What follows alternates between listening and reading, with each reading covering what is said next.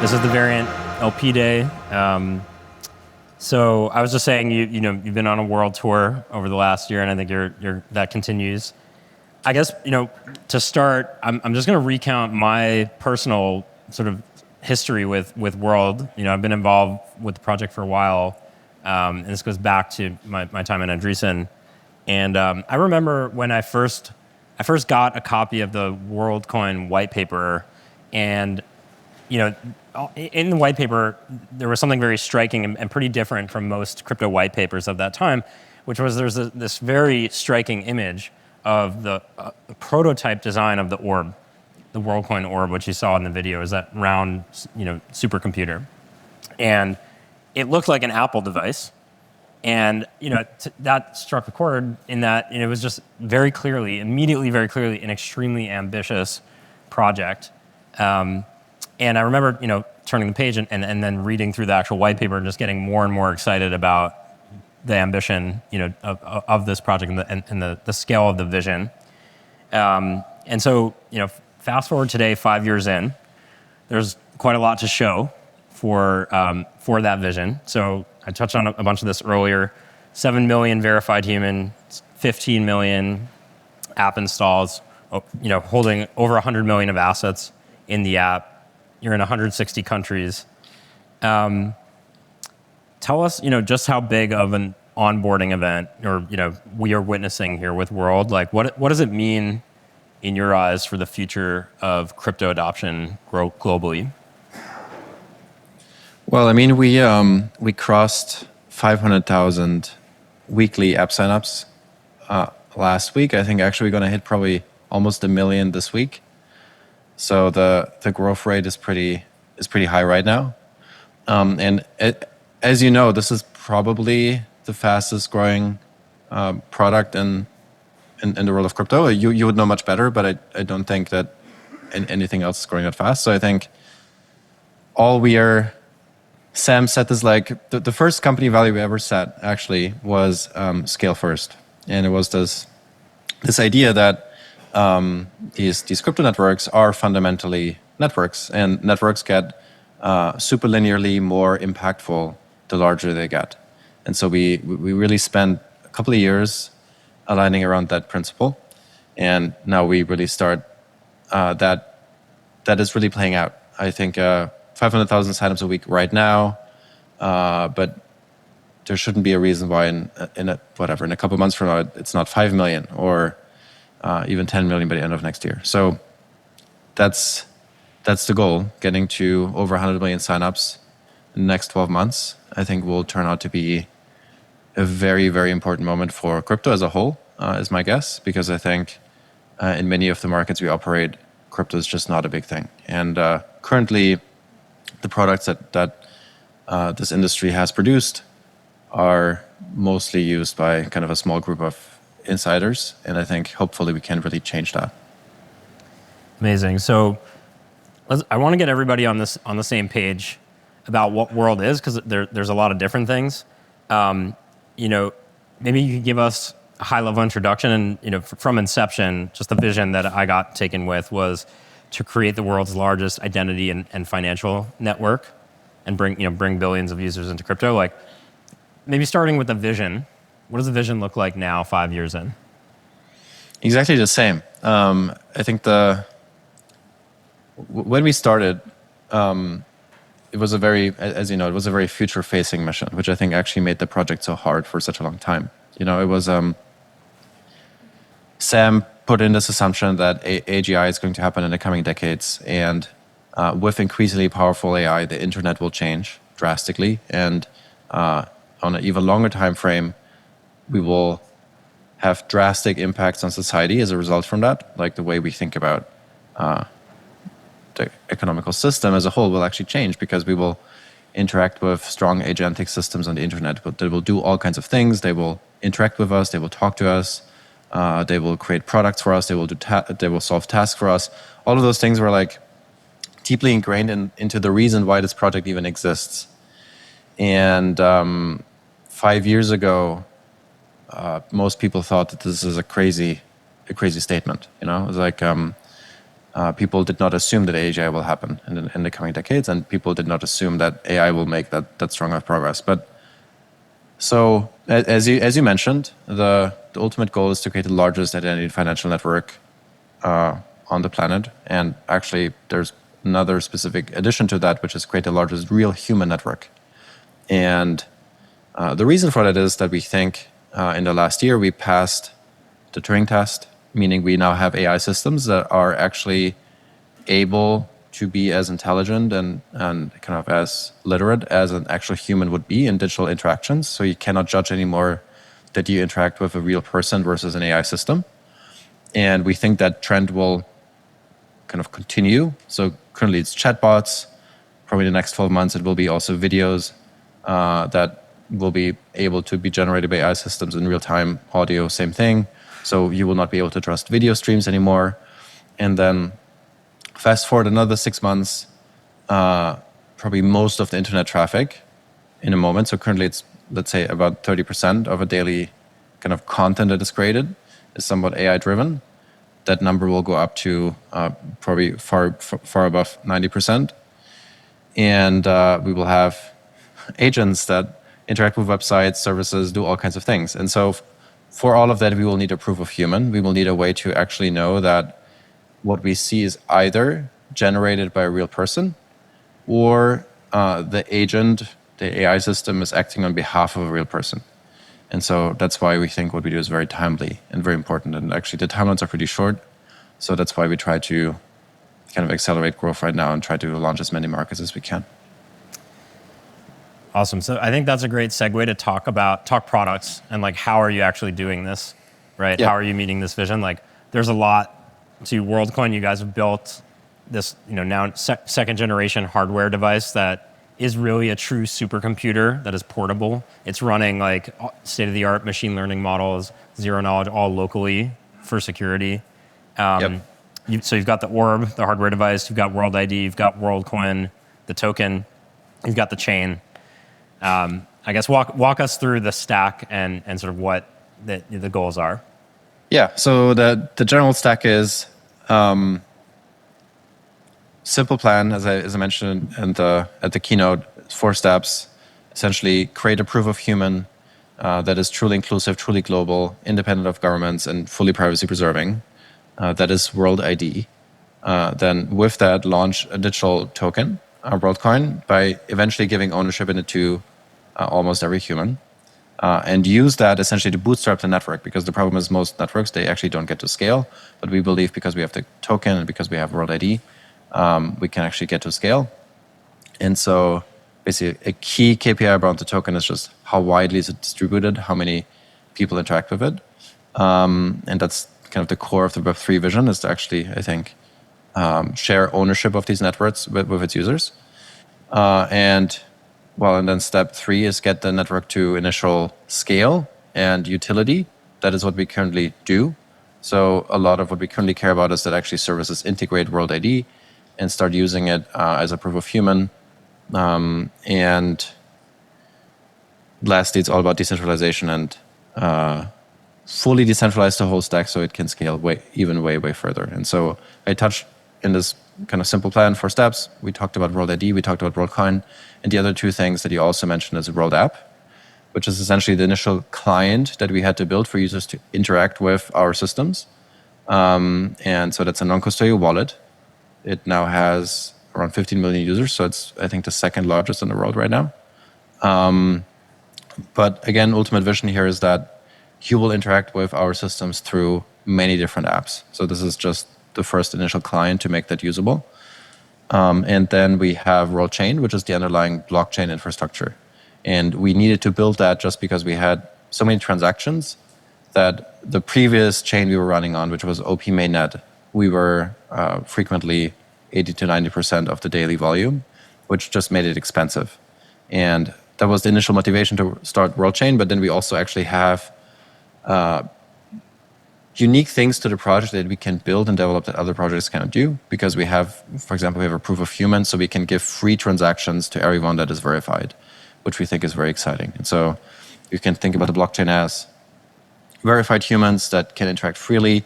So you can send, let's say, you can send US dollars to your friends for free around the world. And then you have kind of trading bots and general bots that actually, in some sense, monetize these other transactions because they also interact on the chain. Right, and I just want to highlight this last point. So the chain you deployed, World Chain, on this chain, humans transact for free. That is the case Correct. today. Earlier in the day, I was telling the group here about how it is now possible to have infrastructure, that is so cheap, so easy to use that it can actually be free. I think actually World app may be the first that I'm aware of anyway that's widely used, where people are transacting on these chains and not having to pay transaction fees. Yep. So that I think that's really exciting. That's just a big cognitive unlock for a lot of end user experience. So I would love to talk. I guess I touched on this with the Orb. Like the Orb is a supercomputer. I think across the project, there's a lot of really gnarly technical challenges. Maybe you could just fill us in a little bit. Like, what have been some of the biggest technical hurdles? And then we can talk more broadly about other types of hurdles, non-technical hurdles, that you guys have had to clear to get where you are today. Well, so we started with this.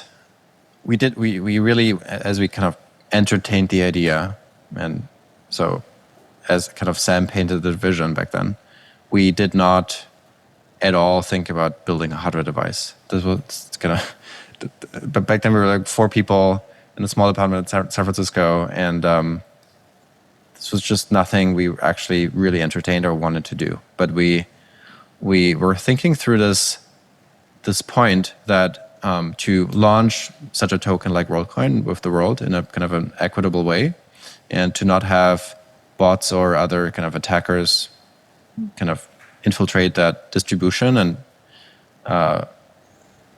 we will need a proof of human, a proof of personhood. And then on the other side, we saw these trends from OpenAI that there's all these trend lines we could look at back then already, that kind of how good video models will be, how good language models will be.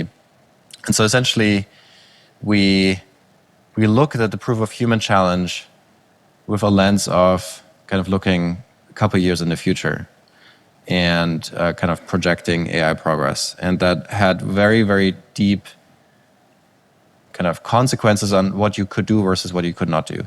Because you had 3 major paths back then that people were thinking about. One was to use what people refer to as web of trust. So you would use behavior that people have online, and you would use that behavior to kind of create some kind of footprint. So let's say you have a Facebook account, and let's say you also have a GitHub account, and those 2 accounts are like 3 years old each, and all of them have a history. And so if you combine enough of them, you very likely interact with a person. And for all these approaches, the simple takeaway was, well, like, if we believe that AI progress will continue, everything that is purely digital will eventually break, and it will probably break earlier than we think. Meaning, you will have an AI agent that can just create an account and can build up all this kind of relevance and can fool such a system. And so we disregarded that. We disregarded government infrastructure for similar reasons, and we arrived to the conclusion that we will need to build an actual hardware device that can actually use biometrics to verify that you're interacting with a human, but then also it will need to be privacy preserving, and it needs to be provably so. And the data cannot be in any central database, because otherwise people would not trust it. And so this was like a whole chain of like basically unsolvable problems, because as you know, back then zero-knowledge proofs were still very expensive. Things like secure multi-party computation, so you don't need to have a central database, were like not deployed at scale at all. Building the hardware device itself was like really challenging. So I think basically everything across that stack felt undoable, and so we just divided and conquered. And so we were really lucky to have investors like yourself that I think had a long enough time horizon, and so we could, as you remember, I think for the first 2 years we basically just talked about technical progress. It was like, here's what we believe, and because we believe that we need to build these systems, and here's how we think we are making progress towards them. we didn't deploy them actually to users. We didn't have any kind of traction to show. It was like purely an engineering project for basically 2 years. And all I did was a CTO. I didn't do anything else maybe other than recruiting. It was just engineering. And so yeah, so we had to build a whole hardware device in-house. We had a hardware lab. We had to have a very strong protocol team that worked on the zero knowledge proof side, worked on the multi-party computation side. So there was like a lot of really hard projects, I think, in parallel. But what stood out to you particularly? Like if you think back what was like the biggest technical challenge? Well, yeah. I mean, you already touched on it, but I guess I would put more emphasis on the fact that zero knowledge cryptography, which is one of the key technologies in world today, it is what makes world privacy preserving and so that people can feel comfortable. Which, I get it if you don't yet feel comfortable, but if getting your eyeball scanned by this device, none of the biometric data is leaving the device. It is computed on the device to be a unique iris, and you're able to do this with zero knowledge cryptography, which really at that time didn't exist. And there's also multiple machine learning models running on the device. For example, checking that you have a pulse, right? I think is one of the many things that it's scanning for when it's looking at your face to make sure you're not giving it a dummy eyeball or something like that, and that this eye belongs to the face that has this eye, so that you can't just take one eye out and put it in front of the thing, right? So, so I think like that's the set of crypto is an adversarial environment to build in, because wherever there's money, being given out, like people want to get as much as they can, and I think you guys have had to think every step of the way, not only about the human adversaries, but the current and future, automated adversaries, and build a system resilient to that. So I think it's really, WorldCoin is not impressive in just on the user adoption front. It's just also just a really impressive technical accomplishment to have built this thing that that it solved all these unsolvable problems just a few years ago. Thank you. Maybe we talk a little bit about some of the non-technical hurdles that you guys have faced. I think I'll just give you I'll name a few. Feel free to add or talk about whatever you want. Right. But I think when the project first came out, Sam has obviously got a big profile. This on paper, it's the AI guy wants to scan your eyeball, right? It's like that's not a right. So there's just a lot of immediate criticism of the project. That was kind of sensational. And along with that, came the scrutiny of regulators, right? And so I think that's been something that you guys have been spending a lot of time on. Those are two, non-technical hurdles in order to get user adoption. Have to overcome this negative sentiment, overcome the scrutiny of regulators. I'm sure there's other stuff, but would be awesome to hear a little bit about that. So, quick piece of history. We started the project here in San Francisco, and right before COVID, in January before COVID, and then essentially Sam sent me to Germany to buy a hardware company. That was like basically the mandate. And so I flew to Germany in March. I grew up in Germany, so I'm a German citizen. Before that, I was at Caltech, but I essentially dropped out for that. And on the flight, Donald Trump announced that he's closing the border. And so essentially we were locked in Germany, and it was really hard for me to get back to Germany. It was somewhat easy to get from people to US to Germany. And so we rented these offices outside of a somewhat smaller town, mid-sized town, Erlangen in Germany. And so we ended up in like a 1,000-people village. We rented a big office in there. We rented apartments all around it. And we essentially flew everyone from the US to Germany, and we built WorldCoin from that little town, which I think actually made it very, very productive. But of course, Sam was here in San Francisco. And basically, I think of course, Sam being a co-founder is ultimately a huge, huge upside. But in the beginning, we were really strict on being stealth, as you know, because we thought that given Sam as a co-founder, this leaking would immediately leak to press and like would kind of create this like whole whirlwind that might be hard to control, which eventually happened, as you know. And so the first thing that was hard was recruiting, because like you couldn't really say what you do. And then also the whole thing sounded very, very sci-fi, very, very crazy.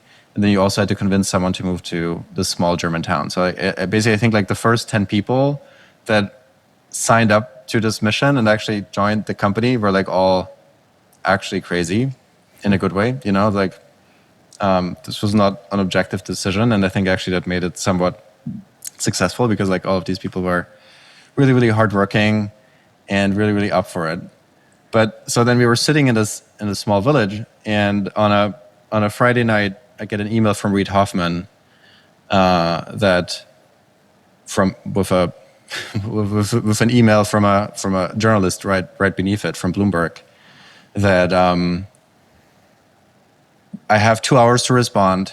Otherwise, we're going to be on Bloomberg front page with essentially like the leak about WorldCoin. And so I think Sam just responds with something like "fuck," and I'm like, okay, what are we going to do about this? I was like right out of university.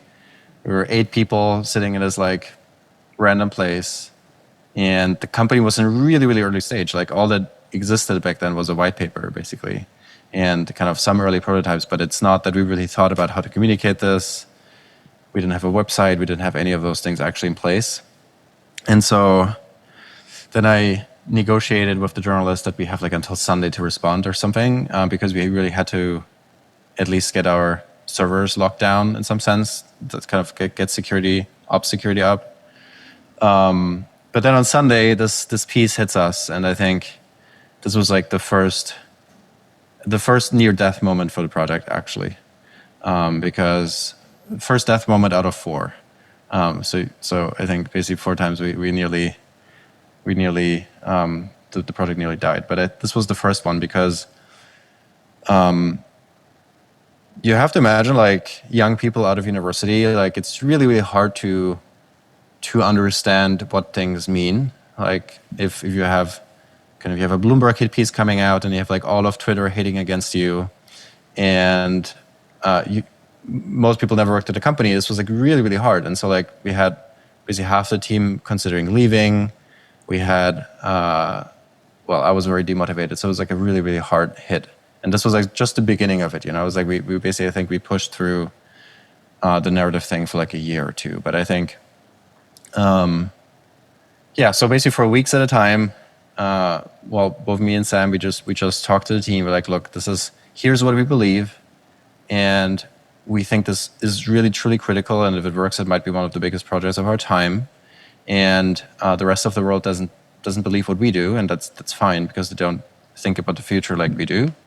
But if here's the assumptions, do you agree with these assumptions? Then you should stay and you should continue pushing through. But so this was to your first point, of course, the perception was insanely hard. I think actually for the first probably 3 years, because the moment it shifted was ChatGPT actually, or like maybe slightly before that. But in the years leading up to that, you had, for the first fundraising round, you had no investor believing in crypto as a whole. Actually, it was right after kind of full-on crypto crash in 2019, and so most people were skeptical of crypto. Then people didn't believe in the AI future also, and so they didn't believe actually that this whole project should exist all together basically. So like, I think in the first fundraise we got like so many responses like, why do you even exist? This doesn't make any sense. And the same is true for employees, and the same was true for like basically 2 years, 2.5 years.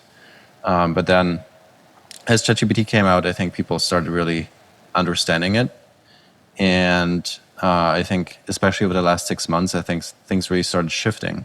But I wonder, what do you think in terms of like how did at least before we get to other problems, but I think at least the narrative problem, it really shifted. Yeah, I think so. So I would say, I would just add very, very quickly that there was, in addition to the disbelief, after the ChatGPT moment, I think there started to be belief that, oh yeah, AI is a real thing, but people were questioning whether this is the right solution, right? And there's of course like other tools in the toolkit, and I think so I think a lot of the adversarial press around WorldCoin took the position, this is we shouldn't give the AI guy more Right. control, right? And that was, the presupposition of control is false, but nonetheless was levied against the project, right? So and maybe that's a good segue to talk a little bit about regulators and how you guys have had to interact with them. Yeah, so we launched last July, and meaning that the token actually went live and kind of the product went live in a kind of much larger way. And it ended up being this like extremely crazy period of I think like three weeks at least, where basically our servers were breaking down on a daily basis. Like we just got much more signups that we could handle. And we had this like massive press attention in basically every part of the world, just because I think also Sam got much more famous than I think we calibrated to. And so it was basically no sleep for 2 weeks. But as a result of that, what also happened is that basically every government that we even remotely touched, I think, reached out to us. And in the form of regulators, even in the form of prime ministers, it was like complete crazy. We didn't have any GR function in the company, so we didn't have any actually expert to deal with that. And so in the beginning, it led to this like crazy situations where, for example, I had to fly to Kenya. I testified in front of the Kenyan parliament. I met with the Kenyan president, and like basically, I think like a couple of weeks after launch, and so there was like a lot of these instances where we just had to do a lot of one-off tackling. But interestingly, what happened more recently, I would say in the probably this year actually, starting this January, is that actually the tone of governments really shifted. Minus Europe. I think Europe is still somewhat complicated, but I think especially in Asia, especially in LATAM, many governments are actually really friendly and are somewhat even welcoming us. Because I think the initial response of, for example, data protection authorities, of course, can be resolved very quickly because the system is provably extremely private. And so in some sense, you were facing that constraint where the regulators just had to deal with something they never had to deal with because they never had to deal with secure multi-party computation or zero knowledge proofs or like all of those things. But once the first couple, I guess, politicians and also regulators got more comfortable with that, I think things became much easier. And so I think currently we are actually in an environment where we partner with governments versus we're adversarial to them. And so we signed an MOU with Malaysia. We're going to sign one with probably Taiwan and some others too. So with a lot of governments, we actually are now extremely friendly and deeply integrated with their stack. And that's exciting. It's a very big shift. Can you say just a little bit more about that? Like, what is the nature of these partnerships? So in Malaysia, for example, so first of all, what's the motivation? Why do they like that? They like it because this idea of AI misinformation on the internet is like something that is like very popular right now for politicians to be concerned about because there's a lot of scams. There's a lot of worry about election interference by other governments with kind of capable AI systems. So all of those things are like very, very top of mind for everyone. And we are credibly working on these problems and we're credibly solving a big bunch of them. And we have a roadmap to solve many more of them.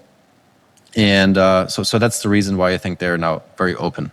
Mm-hmm. And what it means is that, for example, in Malaysia, the rollout of World Network actually happens also in many of these locations. You get a driver's license, so you actually have the orb in all the locations you would get a driver's license.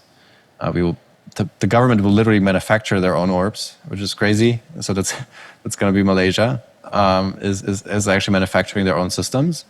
And then we will integrate it somewhat with their identity infrastructure. But it's still somewhat complicated because it's very fragmented. And so I cannot even tell you exactly now what that means because no one really knows what that means yet, also on their side. But they have the big will to actually do that. And is the right mental model like you're going through customs in some foreign country and instead of pulling out your passport, you pulled out your world app? Could that be the end state of something like this? Yes, I think so. And I think also when you get your passport, you will probably verify with an orb that you're kind of a valid passport claimer, things like that. But the cool thing is actually the system doesn't change. So it still is like, as a user, you still know that what you're doing is fully privacy preserving. You don't give the government actually any of your data, but the government gets the upside of the things they would do otherwise to issue the same proof, because they would usually collect a lot of biometric data about you to make sure that you're one out of many in that country. And so now they can do the same thing without actually collecting all the data. And you as a user, you know that. So I think that should be very powerful.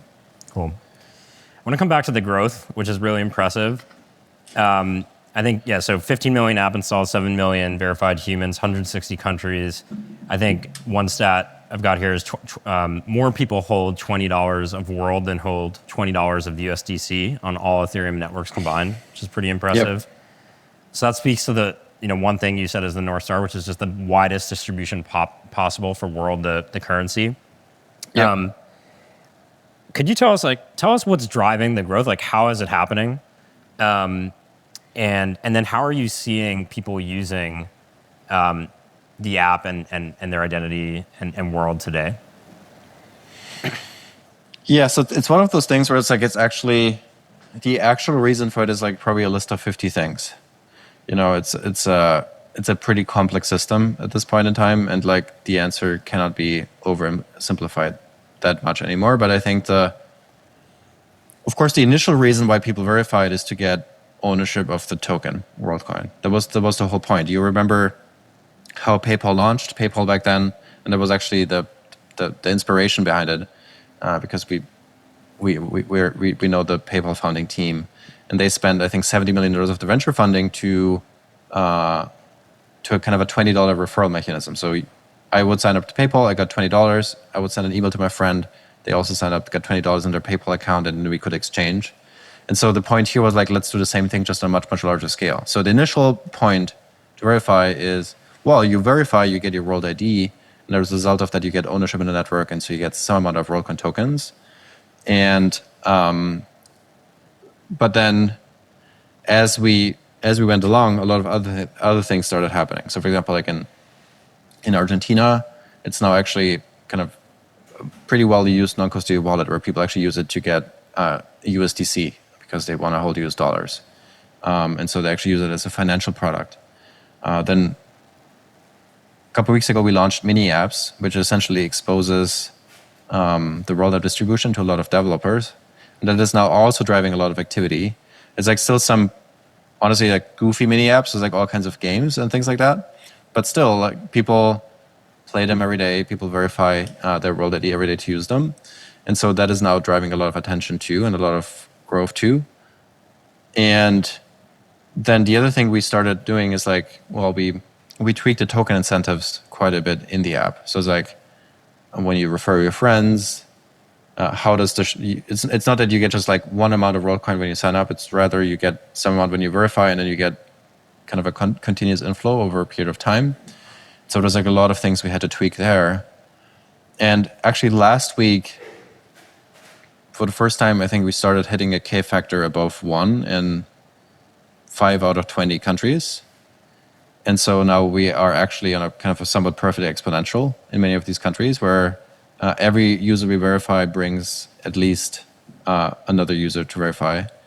And so it's kind of kicked off a kind of somewhat exponential flywheel. And then people start talking about it, they tell their friends, and they bring their friends, and so you really start hitting these virality loops. And that's what we were tweaking for quite a long time. And so it's very exciting to have that. And we were able to get there because we hired a lot of talent that actually did these things in the past. So I think the biggest thing we did in the last year is actually we really leveled up the leadership team to kind of really top executives that built some of those networks before, and that really helped.